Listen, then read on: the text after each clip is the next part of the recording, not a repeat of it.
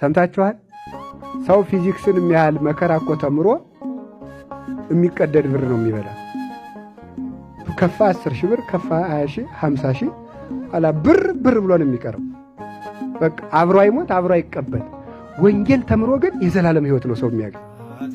እንዴት የሚጠፋ እንጀራ የሚበላበትን ትምህርት እንቅልፍ አጥቶ ከዘመድ ተለይቶ እየተማረ የዘላለም እንጀራ የሚያገኝበትን ትምህርት እንዴት ሰው አይሰማ? ምንድን ነው ያሉት ሰዎቹ? ኧረ ኑ ድግስ አለ ወዘወረ ውስጥ ግራይቱ እርሻ አለኝ ይላል። ደግሞ ሆዱን እየበላ እስቲ እንዲሁ በሞት ይሁን ቃለ እግዚአብሔር ጉባኤ ሲኖር ከንስሐ አባት ጉባኤ ሊሆን ይችላል፣ ከህዝባዊ ጉባኤ ሊሆን ይችላል፣ ጧት እሑድ ሊሆን ይችላል። እንደሚለው እድር አለብኝ ወዘወረ ውስጥ ግራይቱ እድር አለብኝ። ሰንበት እኮ ነው ይሻላል። ሰንበትን የሚያከብራት ሰው ለሆዱ ሲሆን፣ ኧረ በሰንበቱ ባካችሁ ሰንበት ተሻሮ ሰንበትን ልታከብር አቡነ ገብረ መንፈስ ቅዱስ 562 ዓመት በሰንበት አልበሉምና ሽረው ነው ሰንበትን እየተማሩ የዋሉበት ሰንበት መሻር አይደለም። እየተማሩ የዋሉበት ሰንበት ቃለ እግዚአብሔር ምግብ ደውና ብዙሃር ውስጥ ተገራይቱ። ስለዚህ ምን ይላል? እስቲ እግዚአብሔር ያሳዩ። እስቲ ለሆድ የሚፈጀውን ጊዜ ይዩት።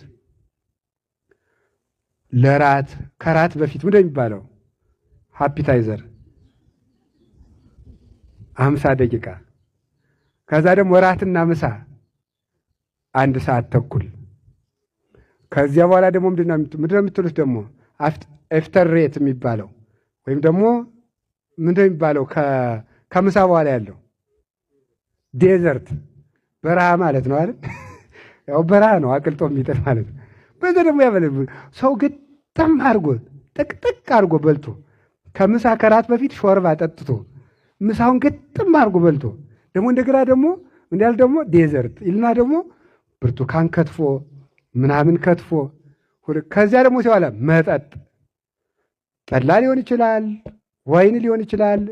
በቃ እያለ ይቀጥላል።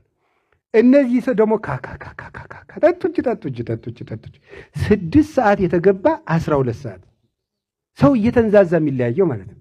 ወንጌልሳ በሰዓት ጨርሱት ይረፍድብናል። እንዲህ ግርማ አላበድንም ነው የምትሉት? አብደናል እኮ በእውነቱ ማለት ነው። እንዴት ነው እኮ የሚያቁነጠንጠን እኮ በእውነቱ ማለት ነው። የሚገርመው ታቦት በወጣ ቀን ራሱ ሲል የዋለው ሰው አሁን ትምህርት የሚሰጡን ሲል ሰዓቱን እንዲሁ ግርም እኮ ነው የሚያደርገው። እንዲሁ ምንድን ነው እንደዚህ ያሳበደን በእውነቱ ማለት ነው። ቴሌቪዥን ላይ እስቲ አፍጥጦ የሚውለው እስቲ ሰው ዜና ላይ የሚውለውን ሰርተን ያላመጣነውን ሰላም በዜና መስማት እንፈልጋለን። የለም እኮ ዛሬ ደግሞ እንዲሁ ሰላሙን የለም። ዩቲዩቡን እዩት፣ ቴሌቪዥን እዩት፣ አስደንጋጭ ዜና ይላል። በቃ ኧረ እንዲሁ ባትለንም እየደነገጥን ነው ብለን መዝጋት ይሻልና በእውነቱ ራሱ ኑሮ ውድነቱ ያስደነግጣል። ሰው አበላሉም ያስደነግጣል። በዚህ አያያዙ እህል ሲጠፋም ያስደነግጣል እኮ። አያያዙ ሰው እኮ የሚያኖር አይደለም በእውነቱ ማለት ነው።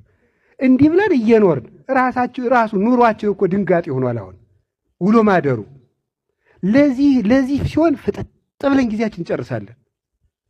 ሰው አስፋልት ላይ ቁጭ ብሎ የሚያወጋውን እስቲ ይዩት እና